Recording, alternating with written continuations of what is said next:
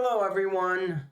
This is Blake's Adventures here, otherwise known as Writer SSPU, in a lot of areas on the internet. And I'm ranking every 2025 concert I attended. I went to 32 concerts this year. A lot of it is influenced by external factors, which you will see with the first two, and I would say the top three as well. And a lot of it just comes down to various aspects. I've listed out some pros and cons. Now, I'm not an English major and never really been into English, not a good speaker, so I do use a lot of repeat words. I do put a lot of the same pros and cons for different of the concerts that I am ranking.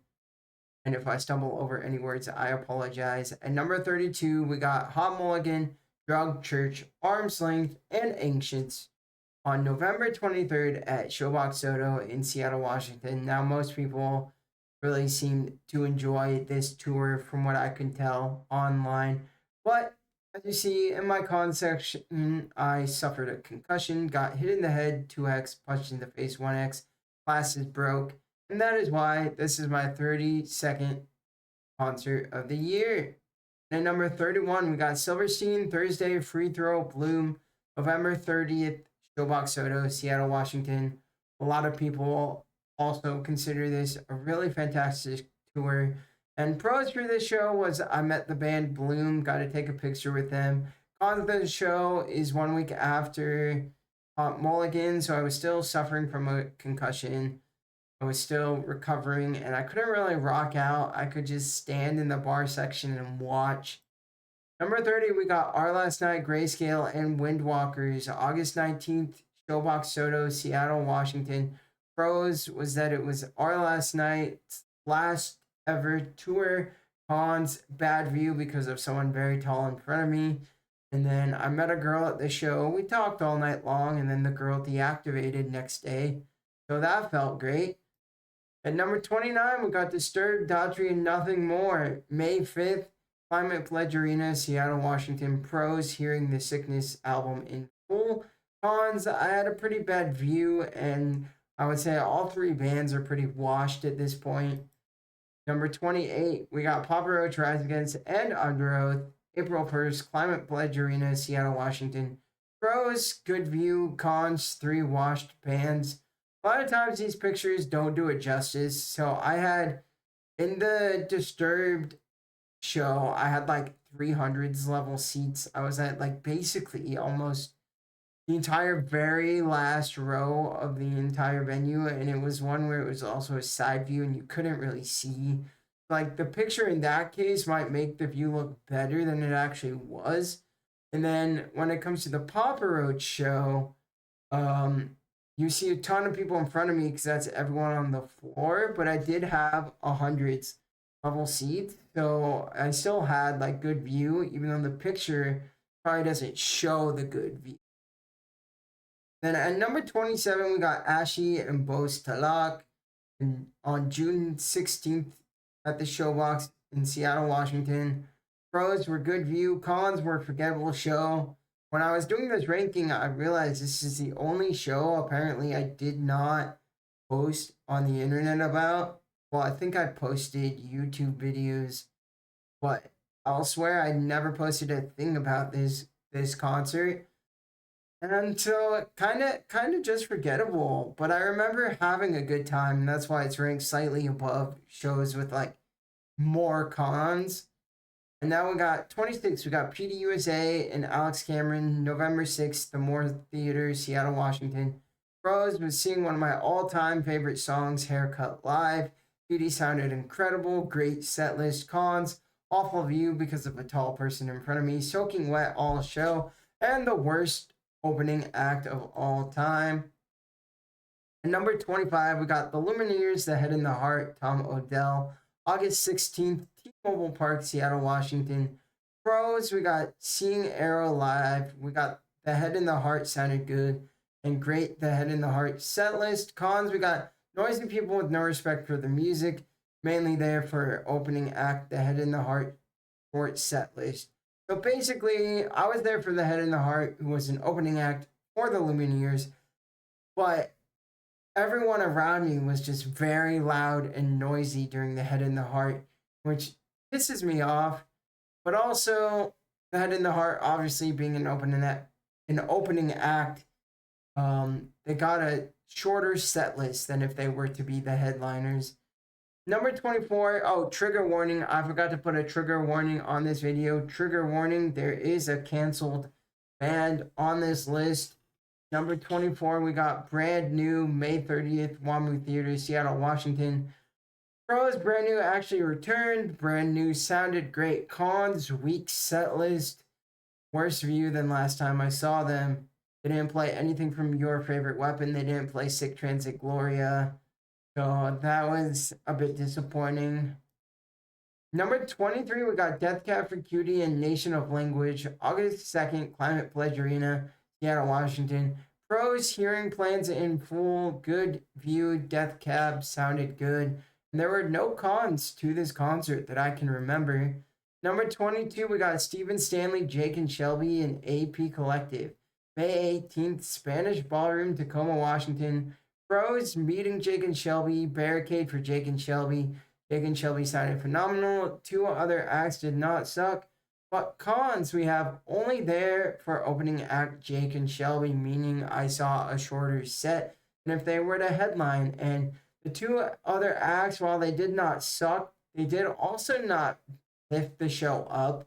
Sometimes when you're there for an opening act, you can see a headliner and be like, wow, this headliner is actually really good and lifts the show up. And this was not the case. So the reason this is ranked lower than other shows is just because Jake and Shelby was an opening act. They were the only artist I was there for. And the Jake and Shelby set by itself, one of the most incredible sets that I have seen. And then at 21, we got Cole Swindell, Priscilla Block, and Logan Crosby. October 9th, Angel of the Winds Arena, Everett, Washington. Pros, finally seeing Cole Swindell headline when prior to that, I had only seen Cole Swindell open. The new album sounded better live than in studio, and I was impressed by the opening acts. And there was no cons to this show that I can remember. Number 20, we got Die Spitz, Flowers for the Dead, October 11th, Baba Yaga, Seattle, Washington. Pros, first time seeing Die Spitz. Barricade, Die Spitz had great stage presence. Die Spitz sounded good, great set list. Cons, the audio mixing was horrendous. Most of the show, you could barely hear the lead singers, which really does annoy me. I feel like if I could actually hear the lead singers, like, well, then this show would rank a lot higher. Number 19, we got The Weeknd, Playboy Cardi, and Mike Dean on July 12th, Lumen Field, Seattle, Washington. Pros, we got first time seeing The Weeknd. Weeknd sounded great, and the set list was insane. The Weeknd played like over 40 songs. I don't remember the exact number of songs, but he played even more songs than Taylor Swift did on the Eras tour. Like, he played so many songs, and the one con to the show is that I was up in the 300s, very high, so it was kind of a bad view, but I still enjoyed myself.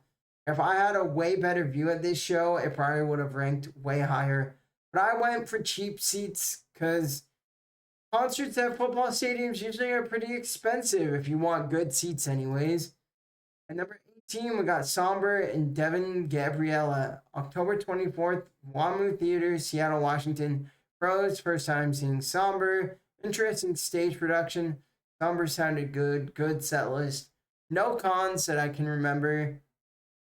Number 17, we got Linkin Park and JPEG Mafia. September 24th, Climate Pledge Arena, Seattle, Washington. Oh, this is going to make some people mad, but pros, Linkin Park sounded great, even with Emily. I had a good view for the most part. You can see there's this little thingy right here that was a little obstructing of my view, but not really for the most part. I didn't mention this in pros or cons because I'm kind of neutral about it, but their stage design is kind of a weird stage design I know it was popularized by Ed Sheeran years ago, but just like having the stage in the center and like people surrounding all of it, but that also means that you can't see the band head on in one go. So I don't know how exactly I feel about that. They had a great set list.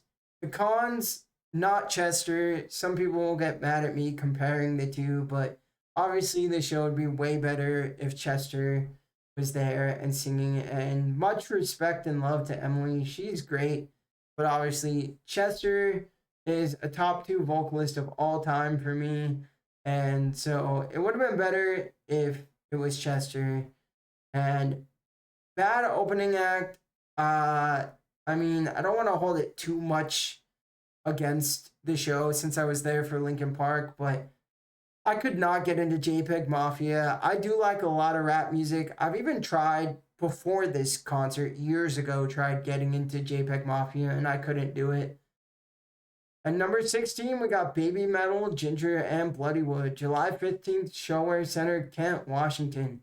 The pros for this show are first time seeing Bloodywood, Baby Metal sounded great, and I went with friends. The cons were that Baby Metal kind of had a short set for a headliner.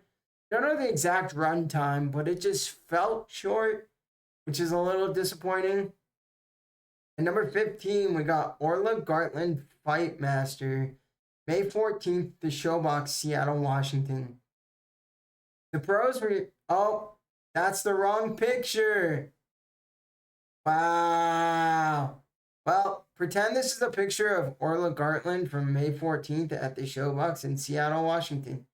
Because I am not redoing this video. I'm sorry. So pretend that this Hot Mulligan picture is not here and that Orla Gartland is right here. Anyway, pros. First time seeing Orla Gartland. Incredible set list. Orla sounded phenomenal. I got the set list. I was at Barricade. Cons, not as good as the second Orla Gartland show, which will show up on the list later. Number 14, we got Bless the Fall, Miss May I, Dark Divine, and Colorblind, September 9th, The Crocodile, Seattle, Washington. Pros was seeing Bless the Fall's return. Great opening acts. All acts sounded great. Got a drumstick from Miss May I's drummer, Jared Boyd. I was at Barricade, and there were no cons to this concert that I can remember. Number 13, we got Darius Rucker and Austin Williams, September 21st, Washington State Fair, Puyallup, Washington. Pros, day spent at the fair. First time seeing Darius Rucker. Darius sounded great, and there was a cool holding hands moment with strangers during Hold My Hand. Basically, Darius Rucker has a song called Hold My Hand. I was at the show alone, and when the song came on, I started holding my own hand together, and there were two people behind me that tapped me on the shoulder, realized I was there alone, saw that I was like holding my hand together, and lent out their hands, and we all held hands together during the rest of the show, and it was just a really cool and heartwarming experience. There's no cons that I can remember of the show. Number 12, we got Silver Sun Pickups, Girl Tones, and an unknown third act. I don't remember what the third act was, and none of the posters mentioned there being a third act. So, but I know I saw a third act, and that's really all I can say. But the reason this show isn't higher, because for those who don't know, SSPU stands for Silver Sun Pickups. My username in the online space is named after Silver Sun Pickups. The reason this is not as high as it could be is because it was very, very hot outside. Usually, having outdoor concerts in Washington is a bad idea because it's probably going to be too cold. There's a high chance of rain. You could get occasional thunderstorms if you're really unlucky. It's usually a bad idea to have outdoor shows in Washington. But this time, it was for the opposite reason. It was very hot. It was nearly 100 degrees. Felt like I was going to die. The pros, though, were first time seeing Silver Sun Pickups, just who I'm named after. I was basically Barricade. Silver Sun Pickups sounded incredible. At number 11, we got My Chemical Romance and Violent Femmes. On July 11th at T-Mobile Park, Seattle, Washington. Pros, being able to see MCR in 2025. Pros, I made a new friend. The set list was incredible. Cons, concert at a baseball stadium. I'm not the biggest fan of concerts being at a baseball stadium. And my view was okay at best. And part of that is because it's at a baseball stadium. I had seats in the 100s. At most venues, seats in the 100s would be an incredible view. But instead, at a baseball stadium, it's just an okay view, as depicted by this picture.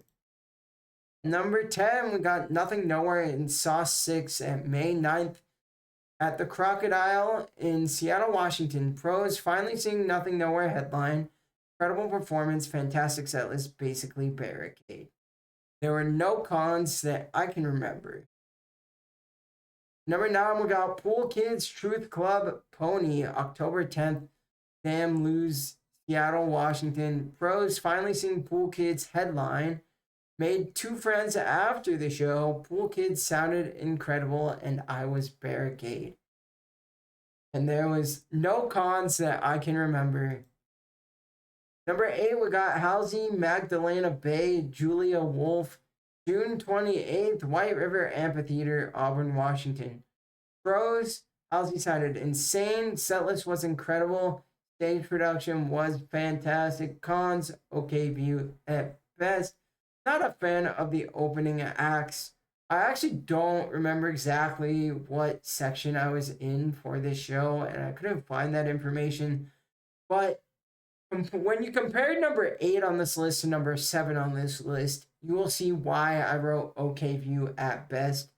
But I also noticed I didn't write as many pros for Halsey for being number 8, like compared to some of the other acts that add pros. And I think this show being ranked this highly just really boils down to Halsey was essentially perfect.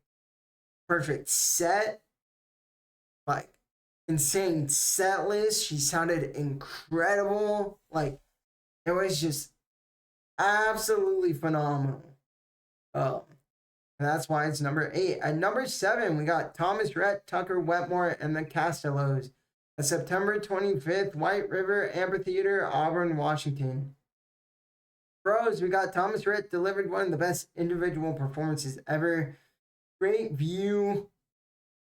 I had front row seats with only pit in front of me. Great set list, good opening acts, and no cons. And number 6, we got Elise and Ella Red, August 18th, Barboza, Seattle, Washington. The pros were Elise sounded absolutely incredible. I was basically barricade. Elise and Ella Red both had this like very close up, felt like they were staring into your soul, which actually elevated the performance and made it so you were captivated by their singing and by their movements on the stage. I met and became a fan of Ella Red. It was the best new discovery for an opening act in a very long time. I did not know who Ella Red was before the show. I went for Elise, who was the headliner, but then I walked away a fan of Ella Red, and now I actively listen to Ella Red's music. Sometimes I'll walk away from a show becoming a new fan of an opening act, and I'll be like, oh, they were really good at the show, and then I for some reason never check out their music. But I actively listen to Ella Red now. It's just one of those times where I actually discovered an opening act that I really, really like. And the Elise set list was insanely good, and there were 0 cons to this show. Number 5, we got Saturdays at Your Place, Carly Cosgrove and Riley. I wasn't sure this was going to end up this high because, I mean, I did get knocked around a bit, but it was fun. It was one of those getting knocked around a bit where nothing actually was injured, and you're just like, yeah, this is a rock show. and this is a great rock show. We got October 26th, The Crocodile, Seattle, Washington. Pros, Saturday, Your Place sounded phenomenal. The rock show vibes went crazy hard. That list was incredible. Barricade, I became a fan of Riley. Just like Ella Red, I am now a fan of Riley. I didn't really listen to Riley much before the show, but now afterwards, I decided, oh yeah, this band is really great. And of course, Saturdays at Your Place was one of the best individual sets I've ever seen. At number 4, we got Dury on October 13th, Numos, Seattle, Washington. Pros, Dury sounded insane. Barricade, setlist was incredible. Got the setlist at the end of the show. Rocking out vibes and stage production were incredible. And there actually is a con to this show that I forgot to write down. But the con, and I mean, it doesn't change the fact that the Dury show was incredible. But there was supposed to be an opening act, and that opening act was Ghoulie Boys. And I actually really, really like Ghoulie Boys as well. So it's sad that I didn't get to see them because they had to cancel the show. So that was a bit sad, but the Dury show was still absolutely phenomenal. And number 3, so you will see the reason why 3, 2, and 1 are why they are. I go to most of the concerts alone. In fact, this year, only one concert I actually went to with people. So I go to most of these shows alone. But one thing that elevates a concert is if you have people there with you. And these next 3 shows, I met people. And I not only met people, became friends with these people, still talk to these people after the shows ended, still talk to these people to this day. They were very cool people. Like, sometimes you'll meet someone at a concert and you'll just like have basic talk, but these people, like, I met some of the coolest people ever, and that's why at number 3 we got Water Parks, Foxy Shazam, Winona Fighter, December 8th, Showbox Soto, Seattle, Washington. Pros, made 3 friends before, during, and after the show who I still talk to even to this day. Water Parks put on one of the best individual sets I've ever seen. Dallas was incredible. Basically, Barricade opening acts were great. Another pro that I didn't write down is I think it was my 4th time ever seeing Water Parks, but it was my first time in like 7 years seeing Water Parks, if I remember right. So it was nice to finally see them again. And there were 0 cons to this show. And then number 2, we have Orla Gartland show number 2 of the year. We got Orla Gartland and that opening act. I guess that's like what, Tara Chug and Karen Moore Peters? Question mark. But yeah, we got Orla Gartland. 2nd time I saw her this year. But this one was even better than the first show. It was August 13th, Spanish Ballroom, Tacoma, Washington. Pros, made 3 friends before, during, and after the show who we still talk to even to this day. I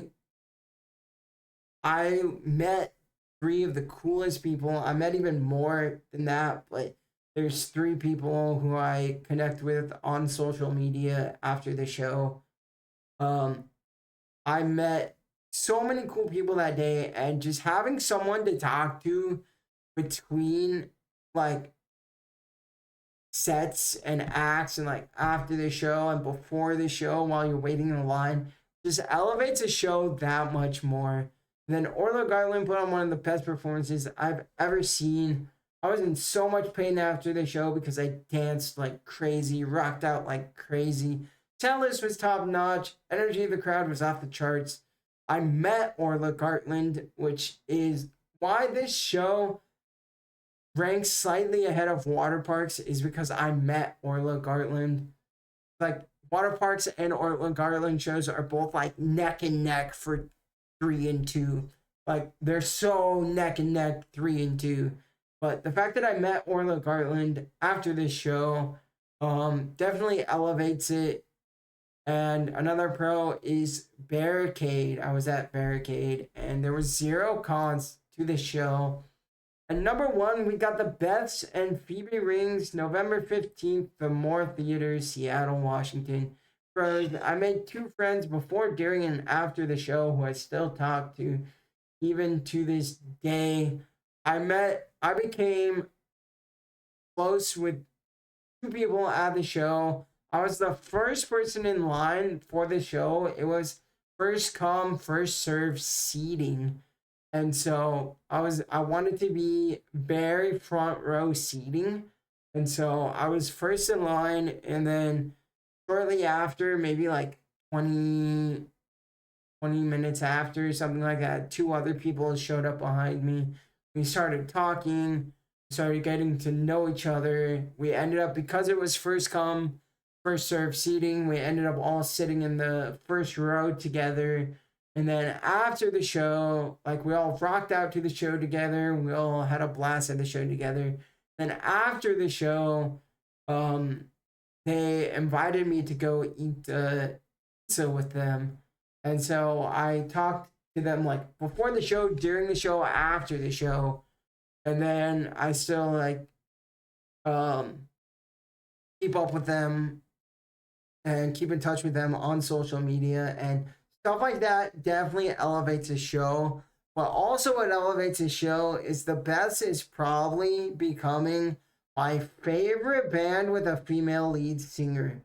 They are my favorite new discovery out of any artist, because they have, like, just nothing but banger albums. Like, all their albums are good. They have so many songs that I'm just addicted to the moment, and they just sound incredible. Elizabeth's voice is incredible, and their set list was essentially perfect for me, because a lot of my favorite songs by the Beths are singles, and that doesn't always happen for every artist. But the Beths, like, a lot of my all-time favorites are singles, so I got to hear, like, most of my all-time favorite the Beths songs, and the Beths sounded out of this world, possibly even better than the studio versions. Like I said, Elizabeth is so talented, and so are the other members of the band. Then the Beths brought an insane amount of energy, and I was front row seats. So technically, I had, like, a perfect clear view, but then when it comes to the Moore Theater, there's, like, this little gap between front row seats and the actual stage. And when the show started, a bunch of people rushed, like, to the stage, but because the seats are elevated a bit compared to that, like, we could still see above everyone that was in front of us. And me and the two people who I was sitting with, who I became friends with, we decided to stay in the seats. And that was the best show of the year. And sorry for the mishap of the one Orla Garten picture being incorrect, but that is me ranking every concert that I went to in 2025. Thank you for watching.